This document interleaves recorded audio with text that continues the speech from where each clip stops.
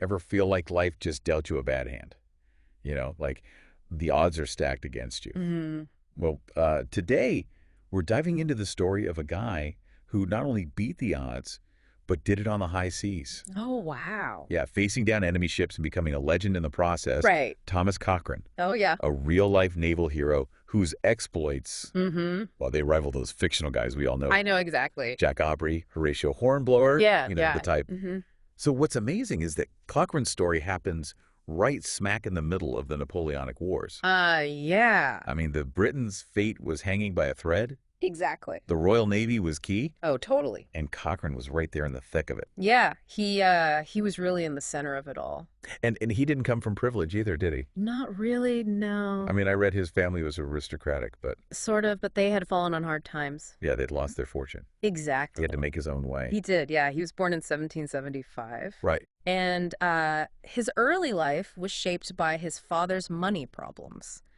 So the Navy wasn't just a career for him. Right. It was a way to rebuild his family name Yeah. and create his own path. So he joins the Navy in 1793, Mm-hmm. right at the start of the war with France. Yep. But his early career, Yeah, it's a little strange, isn't it? it is a bit, yeah. There's this whole false muster Oh, thing. yeah, the false muster. What is that? Well, basically, influential families could put their sons' names on crew lists. What? Yeah, even if they never actually set foot on the ship. Seriously? Yeah, So they just got credit for being there. they did, yeah. Yeah. Cochran spent years accumulating this kind of experience. Wow. It really shows you how patronage and privilege worked back then. Yeah, it makes you think about what that early experience was really worth. Right, exactly. But eventually he had to prove himself in actual combat, right? Oh, yeah, absolutely. That's where his talent and ambition really shine through. They do. He was a fast learner. Mastered seamanship navigation, Yeah. even passed that super tough lieutenant's exam. Really? Yeah, so he had connections, but he had the skills to back them up. It's like he was preparing for his big moment, that chance to really show what he could do. Yeah. And that moment came when he was sent to the Mediterranean The Squadron. Mediterranean was like the proving ground for naval warfare back then. Right. That's where he really honed his skills and where he met the legendary Admiral Nelson. Whoa, so this wasn't just a casual, hi, how are you? No, not at all. This was Cochran learning from one of the best. Exactly. He was really impressed by Nelson's aggressive tactics, Right. the focus on surprise and decisive action. Yeah. Those lessons would be huge in shaping Cochran's own command style. I mean, imagine being a young officer Yeah. learning from Nelson himself. What a mentor, right?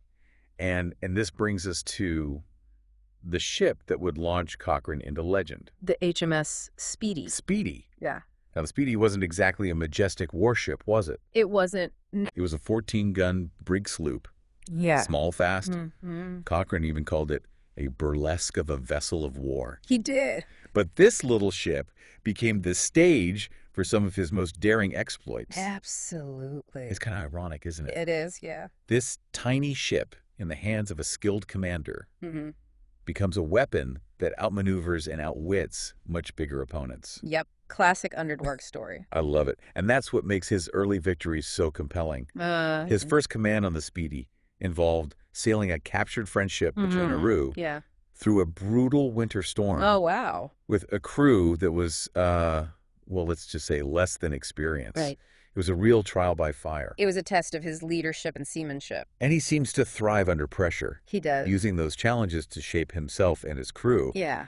And once he had the Speedy, Mm-hmm. he started racking up wins. Yeah. Didn't he capture something like 7 ships in a single summer? He did, and that was just the beginning. Cochran was great at deception, Uh-huh. using the Speedy's speed and agility to his advantage. Right. He disguised the ship. Oh, really? Yeah, used false flags, Wow. even exploited the fear of quarantine to outmaneuver his enemies. What? Yeah, there's this story where he fooled a Spanish frigate Mm-hmm. by flying a Danish flag and pretending to be infected with the plague. The plague? Yeah. That's thinking outside the box. It is. It takes some serious audacity to pull that off. And that audacity, combined with his tactical brilliance, is exactly what let him capture the Spanish frigate El Gamo, El Gamo. a ship over 5 times the size of the Speedy, What? with 5 times the crew.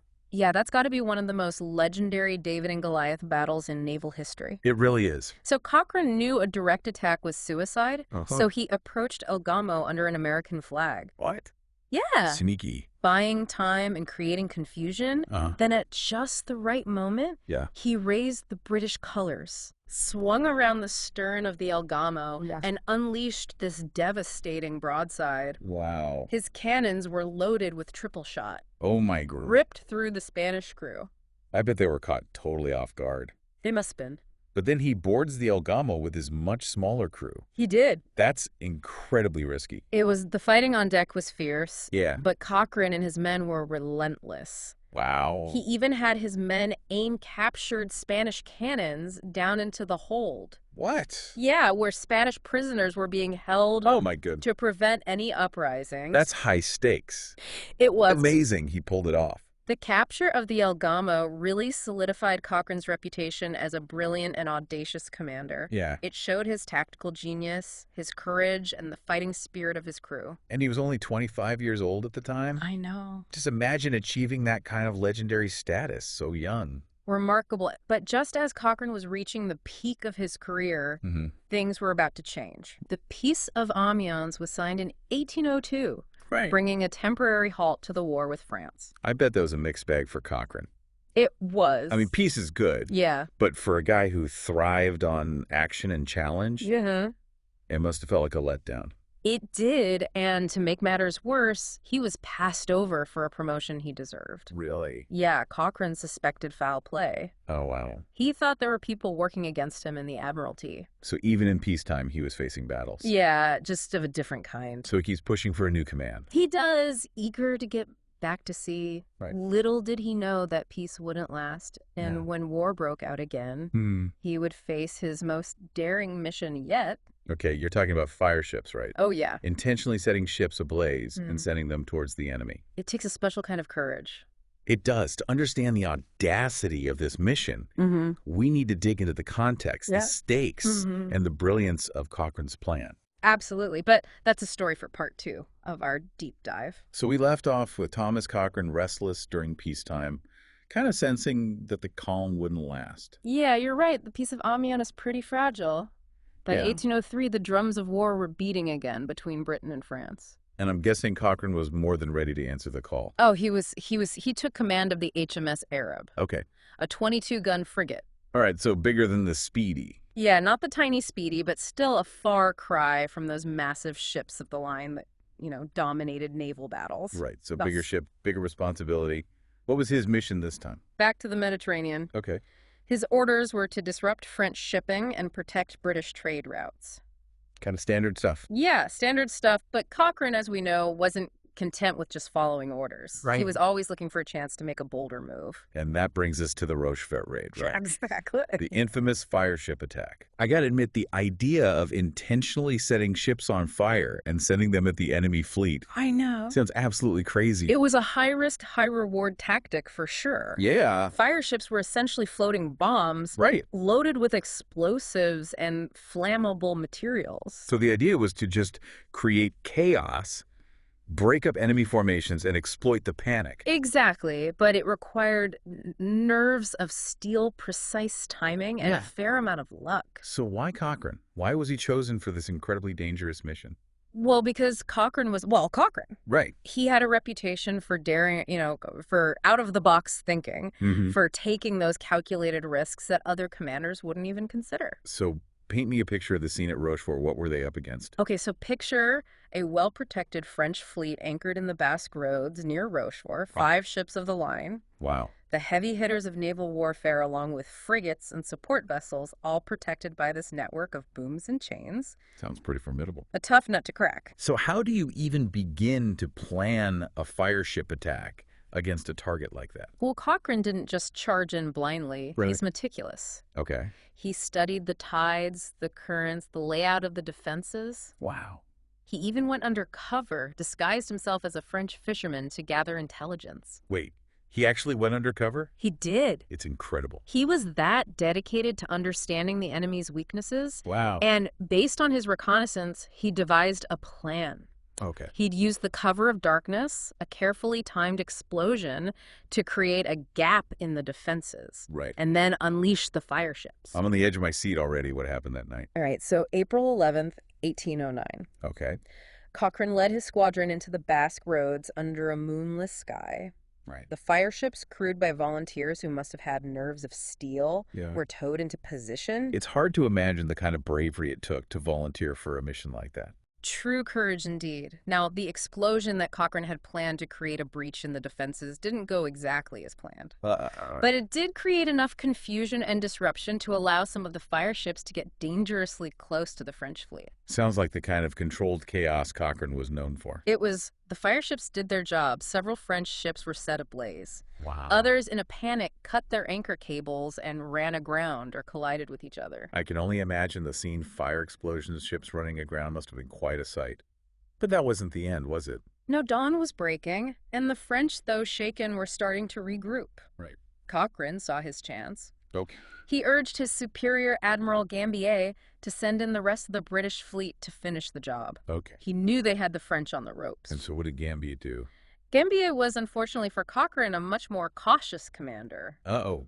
He hesitated, worried about the risk to his larger ships. Oh, no. After all that planning, all that risk, the opportunity was slipping away because of his superior's indecision? It was a frustrating moment for Cochran. Yeah. He argued with Gambier, pleaded with him to press the attack, but to no avail. Real. Gambier sent in only a small force, which wasn't enough to deliver a decisive blow to the weakened French fleet. A missed opportunity. It certainly was. The attack was still a tactical victory for the British. Okay. They inflicted significant damage on the French. Yeah.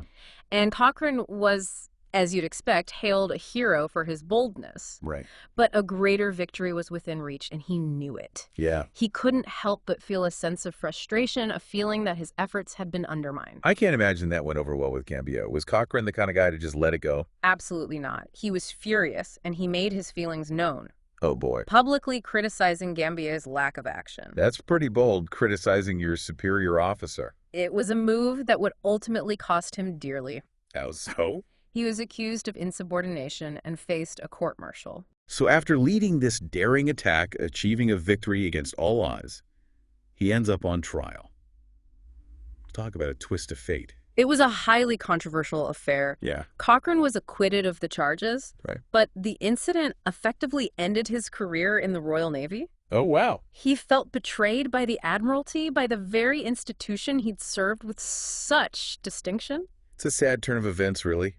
But his story isn't over, is it? He doesn't just disappear into obscurity. Not at all. In fact, Cochran's most incredible chapter was just beginning. Okay, now I'm really intrigued. What's next for Cochran? Where does he go from here? Believe it or not, Cochran's path leads him to South America. South America? Yeah. Now that's a twist I didn't see coming. It's a remarkable story full of adventure, daring, and political intrigue. Okay. But we'll have to save that for part 3 of our deep dive. So we left off with Cochran, right? His career in the Royal Navy seemingly over. Yeah. But his adventurous spirit definitely not gone. Uh-huh. South America was calling a whole continent fighting for freedom from Spanish rule. Yeah. It was the early 1800s, a time of revolutions. Nations forging their own destinies. Right, like Simon Bolivar, Jose de San Martin. Exactly. Figures who are almost mythical in their struggle for independence. Yeah. And Cochran, with his naval expertise, or his reputation as this fearless leader, he was drawn into it all. Yeah. It's fascinating how his story intersects with this huge moment in history. He is. He wasn't content to just sit on the sidelines, was he? No, not at all. So in 1818, he takes an offer to command the Chilean Navy. The Chilean Navy. Now, it wasn't exactly a powerful force, was it? It wasn't no more like a collection of ships in desperate need of leadership. Right, but for Cochran, yeah, it was a chance to fight for freedom, to make a real difference. It seems like a perfect fit, right? It does. This underdog Navy. Yeah.